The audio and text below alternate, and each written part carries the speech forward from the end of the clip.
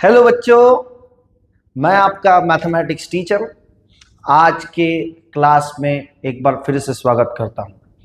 ये हमारी trigonometric function का नेक्स्ट लेक्चर है और आज हम लोग बात करने वाले हैं। हमारा topic name inverse trigonometric function. दरअसल हमने अभी तक जो बात की थी वो केवल ट्रिग्नोमेट्रिक फंक्शन की बात की थी। आज जो बात करेंगे वो उसके इनवर्स की बात करेंगे। What is the difference between trigonometric function and inverse trigonometric function, दोनों में डिफरेंस क्या है? तो मान के चलिए सपोज मैं बोलता हूं, सपोज मैं बोल रहा हूं कि भाई साइन ऑफ पाई बाय 6, मान के चलिए मैं बोल रहा हूं साइन पाई बाय 6, तो पाई बाय 6 का मतलब होता है 30। तो बेटा साइन 30 की वैल्यू कितनी होती है? 1/2। ठीक है। सिमिलरली यदि मैं बोलता हूं cos pi by 4, pi by 4 का मतलब 45, कॉस 45 कितना होता है? तो आप ट्रिग्नोमेट्रिक टेबल देख के आप बोलेंगे कि 1/√2। मतलब आप क्या कर रहे हैं, ट्रिग्नोमेट्रिक टेबल में से आप उस एंगल की वैल्यू बता रहे हैं। साइन 30, साइन 60, साइन 90 एंगल आपको पता है और आप लोग उसकी वैल्यू निकाल रहे हैं। अब इसका एग्जैक्ट उल्टा यानी क्या होता है, देखो साइन 30 1/2। अब यहां पर आपको इनवर्स में क्या होगा, ये जो साइन है ये यहां से उठ के इधर जाएगा। ऐसे जब साइन इधर से उठ के इधर जाएगा तो ये बनेगा साइन के साथ इनवर्स। इनवर्स यानी पावर में होता है -1। ठीक है। तो यहां पर बोलेंगे साइन इनवर्स इनवर्स यानी पावर में -1, और साइन इधर से उठ के इधर जाएगा तो ये मिलेगा 1/2। एक्चुअली इनवर्स ट्रिग्नोमेट्रिक फंक्शन में होता क्या है, तो इनवर्स ट्रिग्नोमेट्रिक फंक्शन में हम लोग एंगल की वैल्यू निकालते हैं। एंगल निकालते हैं कि कौन से एंगल में भाई ये प्रूव हो रहा है। मतलब यदि मैं बोलूं कि साइन के कौन से एंगल में 1/2 है, तो आप यहां पर बोलेंगे पाई बाय 6। सिमिलरली ये कॉस यहां से उठ के इधर जब शिफ्ट होगा तो वो होगा कॉस इनवर्स। और फिर यदि 1/√2 चाहिए, मतलब आप बोलेंगे कि भैया अब बताओ, उल्टा बताओ अब कि कौन से एंगल में 1/√2 आता है कॉस के, तो फिर आप लोगों को बोलना पड़ेगा पाई बाय 4। जैसे हम लोगों ने ट्रिग्नोमेट्रिक फंक्शन में 6 प्रकार के trigonometric function sine, cos, tan, cot, sec, cosec देखे थे। सिमिलरली यहां पर भी 6 इनवर्स ट्रिग्नोमेट्रिक फंक्शन है। कौन कौन से हैं? साइन इनवर्स एक्स, दूसरा कॉस इनवर्स एक्स, तीसरा टैन इनवर्स एक्स, फिर कॉट इनवर्स एक्स, फिर सेक इनवर्स एक्स, और फिर कोसेक इनवर्स एक्स। फिर टोटल 6 है। पर लेकिन दोस्तों हमारे टॉपिक के लिए पूरे 6 ट्रिग्नोमेट्री फंक्शन आपने याद नहीं भी रखा तो भी चलेगा, क्योंकि आप लोग एक काम कर सकते हैं कि आप पहले तीन कौन से? साइन इनवर्स, कॉस इनवर्स और टैन इनवर्स, इन तीनों का केवल आप लोग क्या याद रखेंगे? Principal range. इसको प्रिंसिपल रेंज बोलेंगे हम लोग, या फिर इसको प्रिंसिपल वैल्यू भी बोला जाता है। ठीक है। तो प्रिंसिपल रेंज पहले 3 इसका, बाकी याद नहीं भी हुए तो भी चलेगा, क्योंकि बाकी के लिए इंतजाम है, प्रॉपर्टी वगैरह लगा सकते हैं। तो बाकी 3 याद मत रखिए, पहले 3 जरूर याद रखिए। तो पहला कौन सा याद रखना है? Sine inverse x. तो साइन इनवर्स एक्स का प्रिंसिपल रेंज आप लोग याद रखेंगे close interval of -π/2, π/2। Close interval का मतलब होता है दोस्तों स्क्वायर ब्रैकेट, और स्क्वायर ब्रैकेट का मीनिंग होता है -π/2 चलेगा, π/2 चलेगा, और दोनों के बीच का नंबर भी 100% चलेगा। ठीक है। सिमिलरली आपको याद रखना है अगेन कॉस इनवर्स का प्रिंसिपल रेंज। तो बेटा कॉस इनवर्स का प्रिंसिपल जो रेंज है वो है 0 to पाई। वापस क्लोज इंटरवल स्क्वायर ब्रैकेट माने क्लोज इंटरवल 0 to पाई। इसका मतलब 0 चलेगा, पाई चलेगा और दोनों के बीच का भी आंसर चलेगा। सिमिलरली tan इनवर्स का याद रखना है, tan इनवर्स का है open interval of -π/2 π/2। Open interval का मतलब होता है कर्व ब्रैकेट। तो ओपन इंटरवल का मीनिंग होता है -π/2 नहीं चलेगा, π/2 नहीं चलेगा, बस दोनों के बीच के नंबर चलेंगे।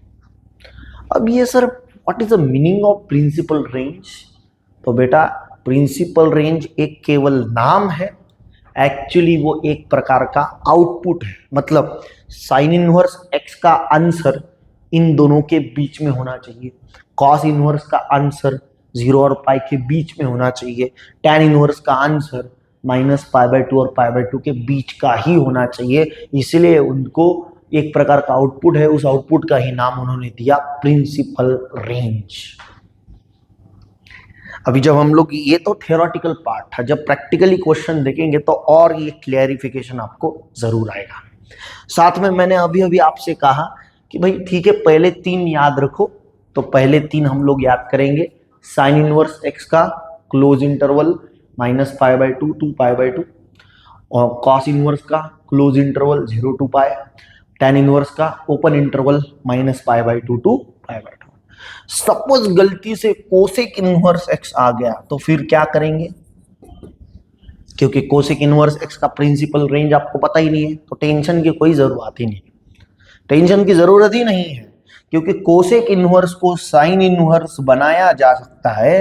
ये ऐसे लिखेंगे और अंदर का x जो है ना वो रेसिप्रोकल फॉर्मेट में लिखेंगे, यानी अपॉन वाले फॉर्मेट में 1/x। समझ में आ रहा है? सिमिलरली कोसेक हो गया, अब आता है सेक इनवर्स x। बेटा सेक इनवर्स x का जो है ना वो मालूम नहीं होगा प्रिंसिपल रेंज चलेगा, क्योंकि सेक इनवर्स नहीं है। तो क्या हुआ, कॉस इनवर्स जरूर है, तो कॉस इनवर्स करेंगे और यहां पर हम लोग क्या करेंगे, ये जो x है उसका रेसिप्रोकल हो जाएगा 1/x। और टेंशन की बात नहीं है कि कॉट इनवर्स x पता नहीं, क्योंकि कॉट इनवर्स को कौन बचाएगा, तो tan इनवर्स बचाएगा। और यहाँ पर ये जो x है इसका रेसिप्रोकल होगा, ये अंदर का जो नंबर है ना x, इसका रेसिप्रोकल होता है। ये एक इनवर्स की प्रॉपर्टी के रूप में आपकी जरूर मदद करेगा। इसके अलावा बेसिक ट्रिग्नोमेट्री में आपने जो सीखा था वो भी बहुत यूजफुल काम में आएगा। कौन सा? जैसे कि आपने सीखा था साइन ऑफ -θ।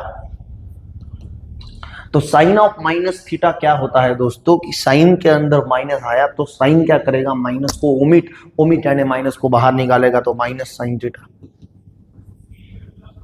यदि कॉस के अंदर माइनस आया दोस्तों तो कॉस माइनस को बाहर नहीं निकलता, वो खा लेता है, उसको हजम कर लेगा, एब्जॉर्ब कर लेगा, यानी वो cos θ।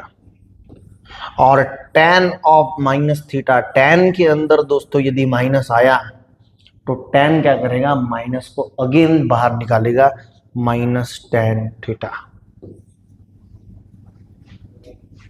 समझ में आया दोस्तों? ये तो ये कुछ बेसिक जानकारी लेके हम लोग एक्सरसाइज के कुछ क्वेश्चन करने वाले हैं, इसलिए ये जानकारी होना हमें बड़ा ज़रूरी है। और आप भी जब भी पढ़ो, जब भी वीडियो कोई भी लेक्चर देखो, तो लेक्चर देखते समय ज़रूरी बात ये होगी कि आप लोग एक बार वो साथ में पूरा इंट्रोडक्शन लेके बैठो। ठीक है, अब मैं बात करने वाला हूँ एक्सरसाइज नंबर हमारा 3.3 चल रहा है दोस्तों, और ये क्वेश्चन नंबर 1 उसका आपको सवाल कैसे पूछा जाएगा, तो find the principal value of the following. ये सवाल आपको पूछा जाएगा ऐसे। ठीक, सो पहला सवाल, पहले मैं पॉजिटिव वाले जो सिंपल है वो ले लेता हूँ, और फिर जिसमें स्टूडेंट को निगेटिव वाले में दिक्कत जाते हैं वो अलग से ले लेता हूँ। मतलब दोनों बातें हम कवर करेंगे।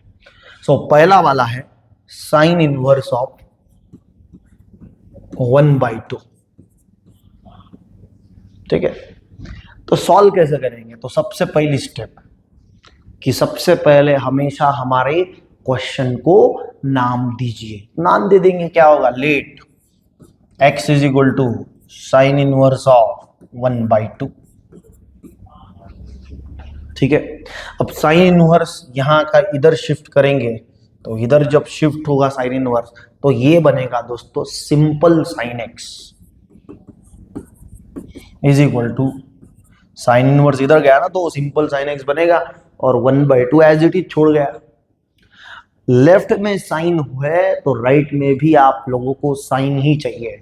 तो बताइए, ट्रिग्नोमेट्रिक टेबल को देखो, साइन के कौन से एंगल में 1/2 आता है? तो यस, साइन के 30 वाले एंगल में यानी π/6 वाले एंगल में 1/2 आता है। तो बेटा ये क्योंकि साइन इनवर्स का है तो आप फटाक से प्रिंसिपल रेंज देखेंगे साइन इनवर्स का, -π/2 और π/2 के बीच में, यानी -90 और 90 के बीच में। तो यहां पर लिखता हूं since the principal range of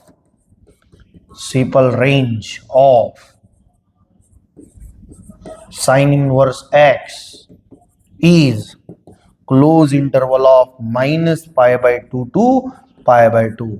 और हमारा आंसर क्या है बेटा? साइन की जगह साइन और x का आंसर, क्योंकि हमारा क्वेश्चन था x वाला, तो x का आंसर कितना मिला? π/6 एंड π/6 इज इन बिटवीन। π/6 हमारा -π/2 और π/2 के बीच में आता है। ऐसा सॉल्यूशन जो इन दोनों के बीच में आता है उसको हम लोग क्या बोलेंगे? Principal solution. So therefore the principal value is x is equal to π/6। तो इस प्रकार से ये क्वेश्चन की हमारे लिखावट होती है। इसी को लग के एक और क्वेश्चन दिया है और वो क्वेश्चन दिया है कोसेक इनवर्स ऑफ 2। ये मैंने इसके बाजू में क्यों लिखा? क्योंकि ये करना आप ही को है, बस स्टार्टिंग प्रोसीजर बता देता हूं। वापस वही कोसेक इनवर्स 2 दिया, पर लेकिन कोसेक इनवर्स का हमारे पास प्रिंसिपल रेंज नहीं है। तो हमारे पास एक प्रॉपर्टी तो जरूर है ना कि यदि कोसेक इनवर्स x है तो आप उसे क्या बना सकते हैं? Sine inverse. तो केवल ये x को रेसिप्रोकल किया जा सकता है। तो सिमिलरली ये भी क्वेश्चन आप करेंगे, बस केवल क्या होगा? कोसेक इनवर्स का साइन इनवर्स होगा और ये अंदर का x नहीं है, अंदर का 2 है, तो उसका रेसिप्रोकल जब उल्टा करेंगे तो वो क्या होगा बेटा? 1/2। और बेटा ये सवाल हमने ऑलरेडी किया हुआ है, हमारा हुआ है, ये देखिए ना, पूरा आंसर तक पता है। तो आई होप, मैं आशा करता हूं कि आप लोग ये सेकंड नंबर का क्वेश्चन खुद ट्राई करेंगे। वैसे तो पूरा मैंने ट्राई करके दिया है, तो भी आप दोबारा से लिख सकते हो।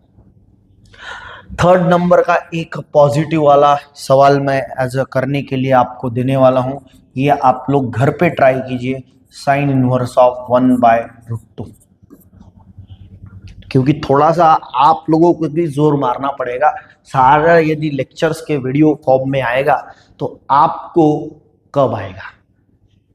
तो आप लोग कीजिएगा, ठीक है। तो ये था मेरा कुछ पॉजिटिव सवाल के ऊपर प्रिंसिपल वैल्यू कैसे निकालते हैं, क्योंकि पॉजिटिव सवाल में बड़ा आसान है।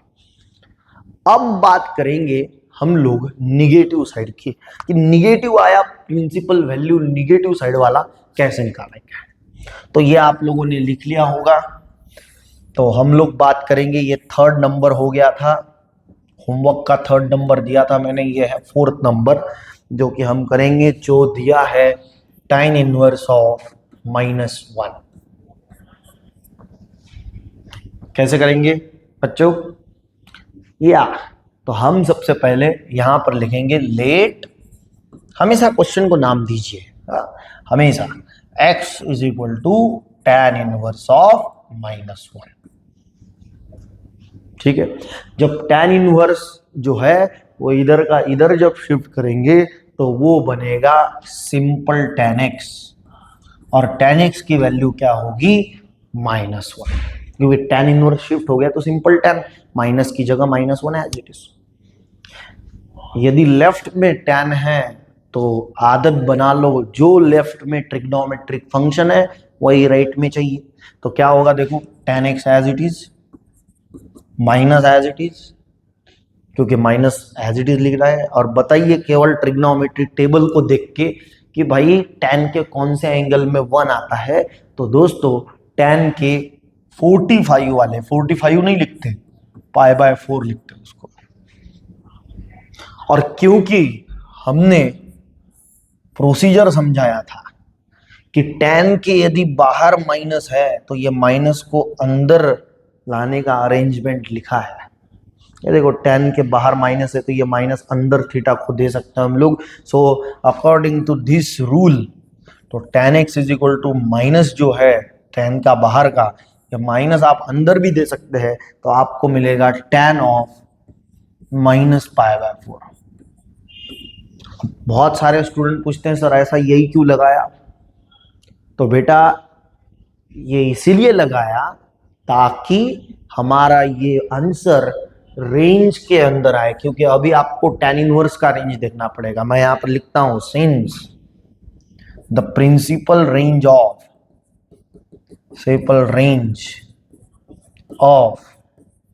tan inverse x is open interval of -π/2 to π/2। और हमारा आंसर क्या आया, tan की जगह tan है, x की जगह हमारा आंसर आया -π/4। -π/4 इज इन बिटवीन -π/2 टू π/2। मतलब ये जो हमारा आंसर आया -π/4 वो -π/2 और π/2 के बीच में आता है। इसीलिए therefore the principal value is, हमारी प्रिंसिपल वैल्यू हमें क्या मिलेगी, x इज इक्वल टू -π/4।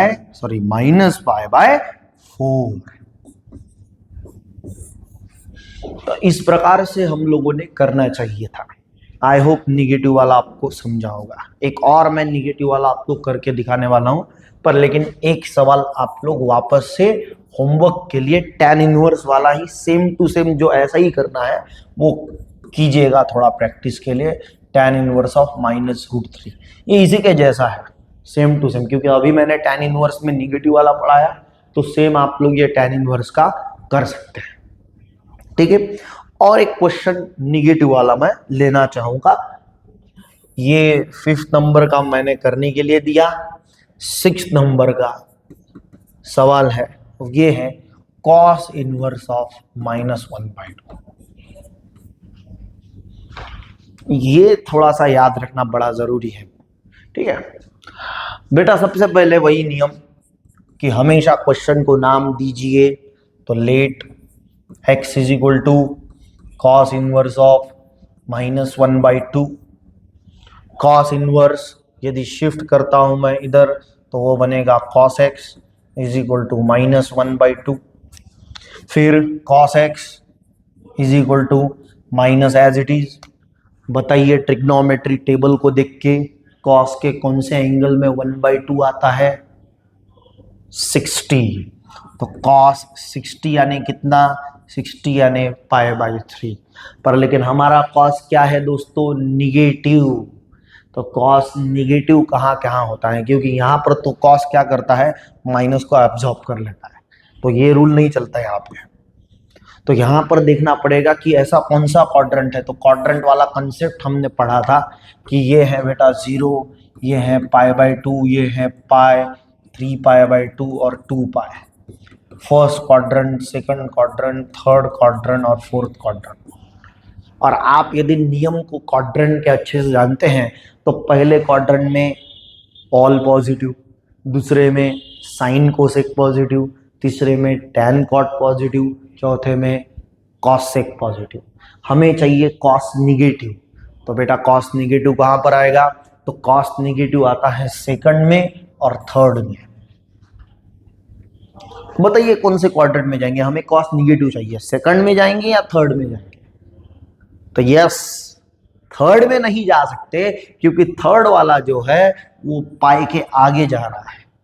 तो सर क्यों नहीं जा सकते, तो बेटा यहाँ पर कॉस इनवर्स का अभी प्रिंसिपल रेंज आपने पढ़ा कि आपका लिमिटेशंस है प्रिंसिपल रेंज का, कि 0 से स्टार्ट किया और एंड कहाँ पे करना है, पाई तक ही एंड है। और यदि थर्ड में जाओगे तो थर्ड में पाई के आगे जाना पड़ेगा, जो कि प्रिंसिपल रेंज के बाहर जाएगा। सो इसीलिए थर्ड में नहीं जा सकते, आप लोगों को जाना है सेकंड क्वाड्रेंट में।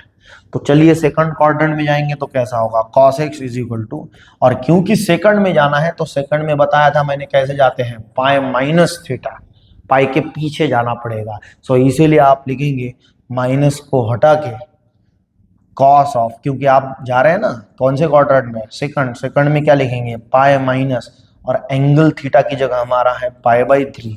सो हमारा आंसर आएगा cos x is equal to cos of cross multiply 3 into pi, 3 pi minus pi, that is 2 pi by 3। So ये जो है ना 2 पाई बाई 3 आंसर, ये 0 और पाई के बीच में लाई करता है। So therefore the principal range of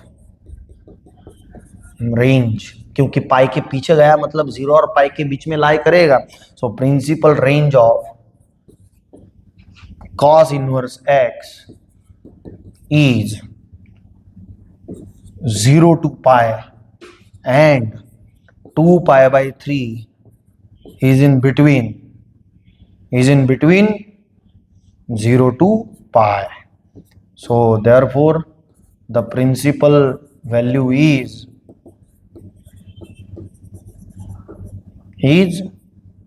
x is equal to 2 pi by 3. तो इस प्रकार से हमने कुछ ऐसे सिंगल सवाल लिए जिसके बेसिस पे हम लोग बात कर रहे थे।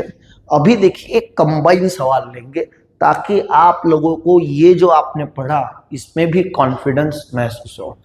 वही एक्सरसाइज नंबर 3.3 और क्वेश्चन नंबर अभी पढ़ेंगे 2।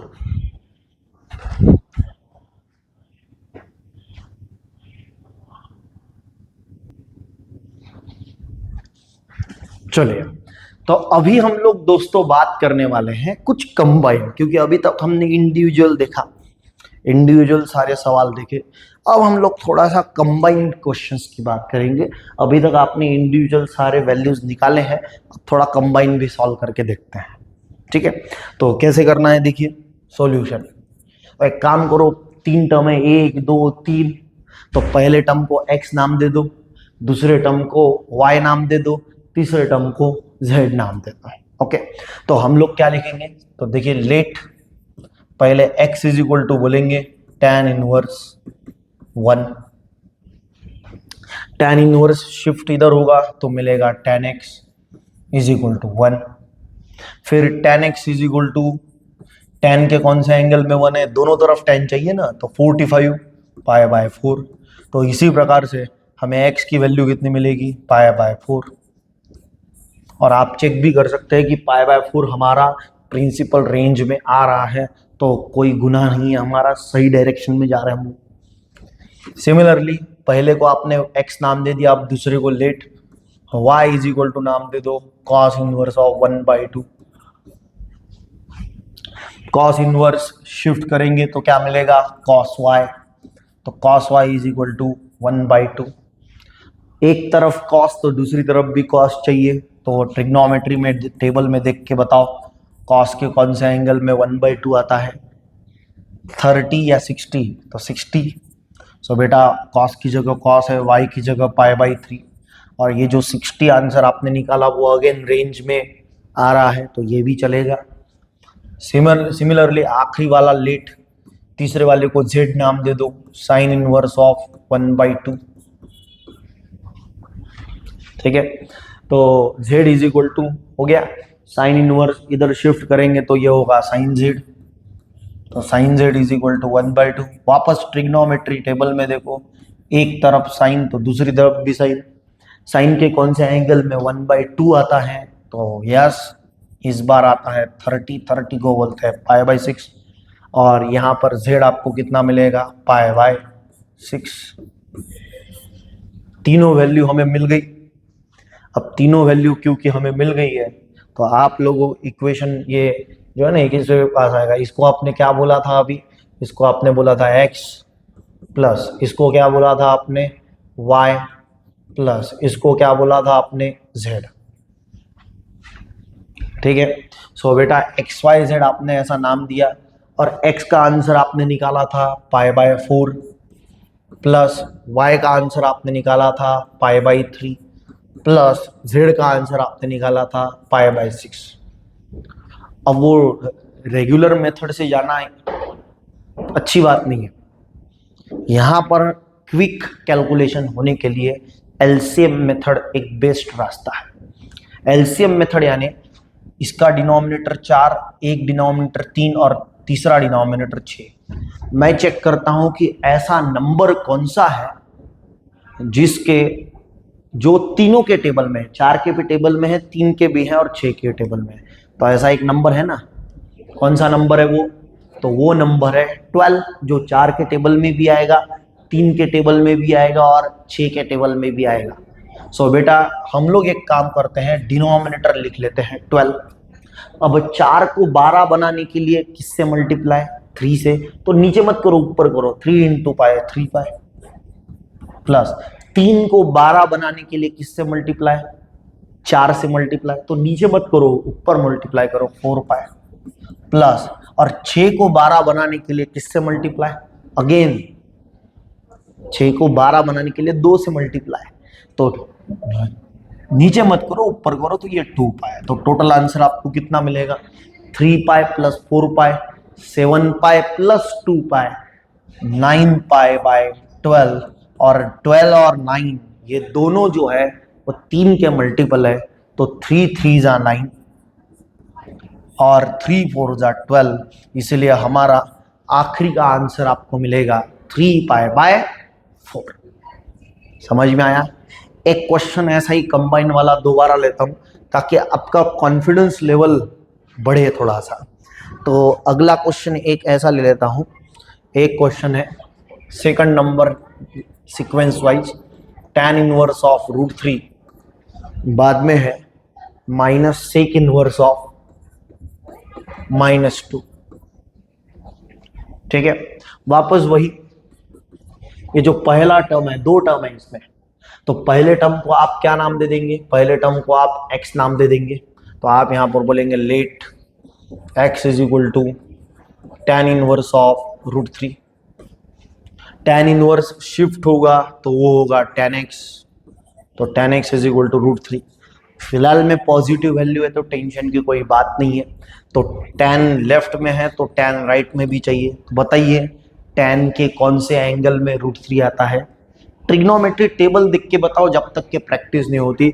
मैं आपको बताता हूँ 60 यानी π/3 और यस x हमारा मिलेगा π/3, क्योंकि मुझे tan इनवर्स का रेंज पता है, ओपन इंटरवल -π/2 टू π/2 और उसके रेंज के अंदर आएगा ये।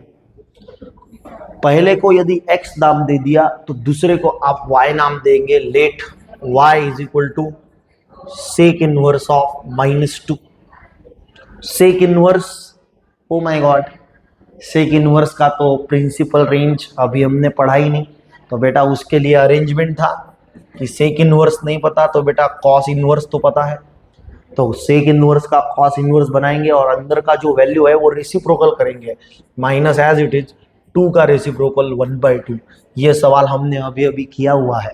तो कॉस इनवर्स यदि शिफ्ट करेंगे तो ये मिलेगा cos y = मिलेगा -1/2। और एक तरफ cos है तो दूसरी तरफ भी cos चाहिए। तो बताइए cos के कौन से एंगल में, माइनस की जगह माइनस रहने दीजिए, cos के कौन से एंगल में 1/2 आता है? 30 नहीं, 60 π/3।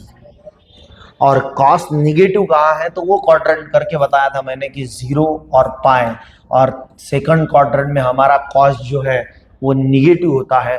तो सेकंड क्वाड्रेंट में, क्योंकि वो रेंज के साथ मैच भी होना चाहिए 0 और पाई के बीच में, तो सेकंड क्वाड्रेंट में जाएंगे तो माइनस का साइन हटा के सेकंड क्वाड्रेंट यानी पाई माइनस थीटा यानी पाई माइनस π/3। तो हमारा answer cos y = cos of 2 π/3 होगा, 3 पाई प्लस माइनस पाई। सो हमारा दूसरा आंसर y = 2 π/3 होगा।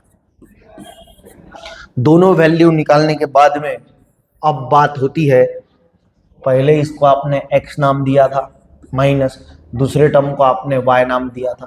तो x हमारा π/3 है माइनस वाई हमारा 2π/3 है, और दोनों के डिनोमिनेटर कैसे हैं, इस बार एलसीएम मेथड लगाने की जरूरत ही नहीं है, क्रॉस मल्टीप्लाई करने की जरूरत ही नहीं है, क्योंकि दोनों के डिनोमिनेटर सेम, ऊपर सीधा सीधा सब्ट्रैक्शन पाई माइनस 2π, तो टोटल आंसर आएगा -π/3। आई होप आपको ये क्वेश्चन करने में बड़ा मजा आया होगा। कुछ होमवर्क के सवाल मैं यहाँ पर आज के लेक्चर में देना चाहूँगा, ताकि आप लोग भी इन सवालों को घर पे एक बार ट्राई करें, आपको भी थोड़ा सा कॉन्फिडेंस महसूस हो, इसीलिए ये सवाल दिए जाते हैं। और आप थोड़ा सा करके देखिएगा तो आपको भी बड़ा मज़ा आएगा। ये कुछ सवाल मेरी तरफ से मैं दे रहा हूँ। आज के लेक्चर में यहीं पर हम लोग रुकने वाले हैं, ठीक है। अगले लेक्चर में फिर मिलेंगे कुछ और नए नए कंसेप्ट के साथ। तब तक के लिए thank you so much, take care, bye bye. दुआओं में याद ज़रूर रखना, और ख़ास करके विनती कि लेक्चर यदि अच्छा लगे तो लाइक, सब्सक्राइब और शेयर ज़रूर करना। Thank you.